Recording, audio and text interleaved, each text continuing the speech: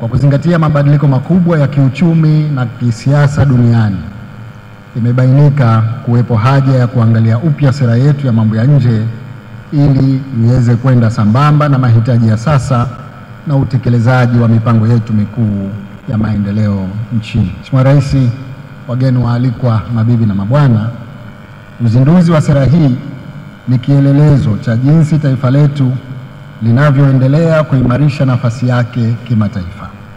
Nimefurahi kusikia kuwa sera hii imeweka malengo mahususi ya kuendeleza kwa vitendo diplomasia ya uchumi ikijumuisha uchumi wa bluu. Kadhalika imetambua mchango wa diaspora katika kuchangia maendeleo na kueneza lugha ya Kiswahili ulimwenguni. Nitoe rai kwa Wizara ya Mambo ya Nje na Ushirikiano wa Afrika Mashariki na mabalozi wanaowakilisha Tanzania katika nchi na mashirika ya kimataifa kuhakikisha kuwa Zanzibar inanufaika kikamilifu na fursa za kiuchumi na kijamii zinazopatikana kupitia ushirikiano wa uwili, kikanda na kimataifa.